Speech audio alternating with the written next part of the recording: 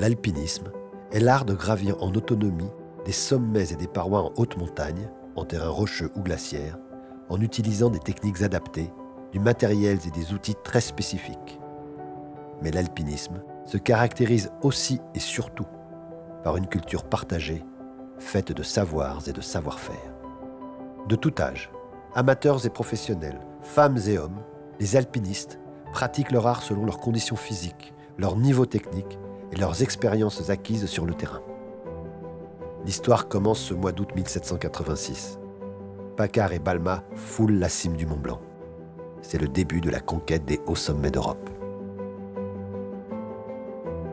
Dès les premières ascensions, les alpinistes ont ressenti le besoin de communiquer leurs émotions, leurs engagements, leur passion pour cette montagne. Ce sont ces récits et ces premières gravures, représentant les glaciers et les sommets, qui ont suscité des vocations et exalté le goût de l'exploration de ces hauts lieux par les aventuriers de l'époque, les premiers alpinistes. La pratique s'invente dans la partie centrale des Alpes, entre le Mont Blanc, le Mont Rose et le Cervin, puis se développe dans tout l'arc alpin. Après plus de 2 siècles à parcourir les hauts lieux, les alpinistes ont exploré presque toutes les montagnes du monde. Andes, Patagonie, Alaska, Caucase, Oural, Pamir, Altaï, Himalaya et même, dans l'extrême est, les Alpes japonaises et les Alpes néo-zélandaises. Mais cette pratique est toujours bien ancrée au cœur de nos vallées alpines. Abbiamo una grande fortuna. L'Italia, la Francia, la Svizzera, viviamo intorno Nos 3 pays, alle Alpi. l'Italie, la Suisse et la France, sont au cœur des massifs. Il y a bien sûr les principaux, mais d'autres plus petits sont tout autant intéressants et recèlent de jolies montagnes. Grandissimo interesse che avvicinano tanta gente alla montagna, che fanno appassionare la gente di montagna. Ja, der Alpinismus ist für mich ein bisschen ein Reisen in den Alpen. Qu'on soit de Suisse, de France ou d'Italie, les montagnards ont des bases communes, tout en ayant des particularités intéressantes qu'il faut partager. L'alpinisme est aussi passionnant car il permet de rencontrer et d'échanger avec des personnes de cultures différentes. La science a joué un rôle important au XVIIIe et XIXe siècle dans le développement de l'alpinisme. Et ces expériences se poursuivent sur les sommets car enrichissent notre connaissance. Quelques semaines plus tard, de Maisons en réussissait l'ascension au prix d'une concurrence sévère avec 3 Anglais. Puis d'autres médias ont été source d'inspiration. Photos, films, télévision puis Internet ont décuplé les angles de vue et pénétré tous les milieux, tous les pays.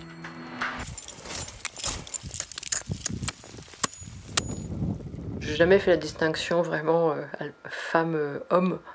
On va en montagne parce qu'on aime ça avant tout. Les femmes sont admises comme tout autre alpiniste masculin. Les gens ne sont pas surpris maintenant de voir des cordées de femmes et des guides femmes. Et voilà, c'est rentré dans la norme. Oh, c'est bon. Des structures forment les nouveaux pratiquants.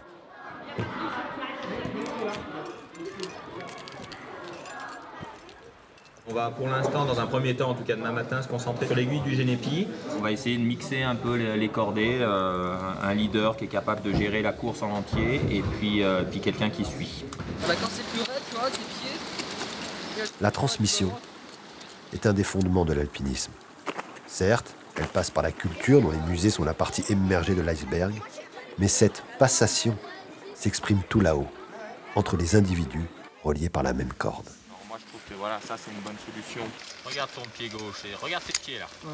Mets-moi tes pieds correctement. L'apprentissage de l'alpinisme passe par la maîtrise d'un équipement spécifique et l'acquisition indispensable de connaissances variées sur le milieu. Le livre, c'est un outil qui traverse les âges. Je pense que c'est important de transmettre de cette façon-là aussi nos connaissances pour que les enfants deviennent curieux et s'intéressent à l'activité. Tous ces livres que je publie en ce moment, ça intéresse probablement les gens qui ont la même passion, mais je voudrais aussi que les gens qui ne connaissent pas cette activité, leur donner cette possibilité de voir ce que nous, alpinistes, nous anime. C'est une petite porte sur notre univers. À l'instar des ports de mer, les pratiquants peuvent s'appuyer sur un réseau de refuges, souvent quai de départ d'aventures en altitude. Les alpinistes en perdition ou dans le déroulé normal de leur course s'arrêtent au refuge ou vont se réfugier dans ce bâtiment. Un bâtiment dans lequel ils vont trouver de la chaleur, ils vont pouvoir s'arrêter un temps, se reposer, manger, et puis prendre des informations sur l'état de la montagne, sur quelles difficultés ils vont trouver en amont ou en aval, la météo, comment elle va évoluer. Et le gardien, en fait, il va transmettre l'information d'une cordée à l'autre. Le cœur du métier, c'est la relation humaine. Et on fait preuve de bienveillance autant que faire se peut vis-à-vis de nos hôtes. Qu'on ait une personne ou qu'on en ait 100, c'est un peu notre fil conducteur. Beaucoup de membres de la communauté se regroupent dans des associations ou des organisations, allant du local à l'international, et se rencontrent régulièrement. Les clubs alpins de chaque pays représentent une large majorité des pratiquants.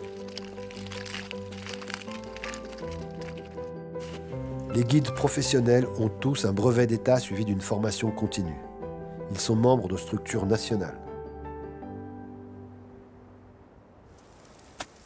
La mémoire qu'on a d'une course en haute montagne, pour le client parisien que je suis, qui, bien sûr, je suis habitué à la montagne, mais moi, j'y passe pas 100 jours par an, eh ben, c'est des souvenirs impérissables. Ça imprime la mémoire, ça imprime la rétine d'une façon extrêmement puissante. Et ça participe vraiment à l'édification de la vie d'homme.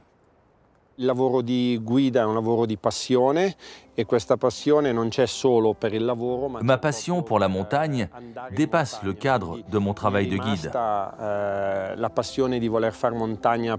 Je continue d'aller en montagne en tant qu'amateur, pour mon plaisir et avec des amis. Amatore della montagna.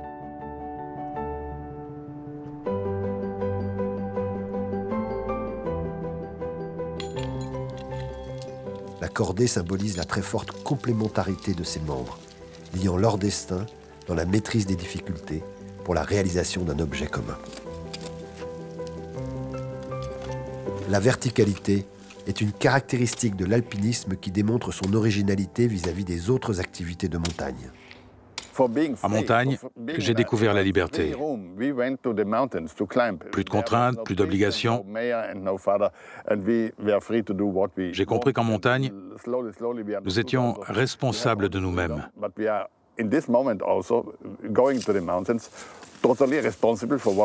Je pense qu'être libre, c'est aussi être responsable. Ce sont les bases mêmes de l'alpinisme. L'alpinisme se pratique dans un environnement naturel à la fois rude et fragile. Sensibles au changement climatique, les alpinistes en sont aussi les témoins et participent ainsi à la sauvegarde de la haute montagne. L'avenir de l'alpinisme est assuré.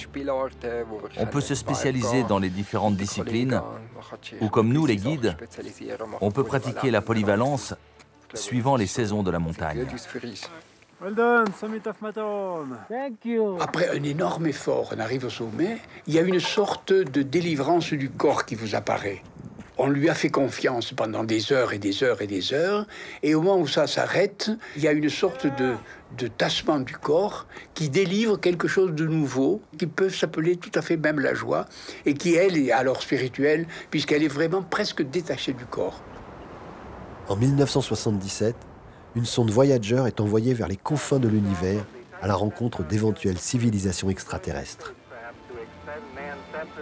Pour symboliser l'une des multiples représentations de la diversité de l'humanité, la NASA a choisi la photo d'un guide, Gaston Rebuffat, pour qui tous les enfants grimpent pour le plaisir de grimper, pour le plaisir de découvrir, de voir plus loin et de voir plus haut. Si à ces deux plaisirs vient s'ajouter celui de l'amitié de la cordée, voilà l'alpinisme.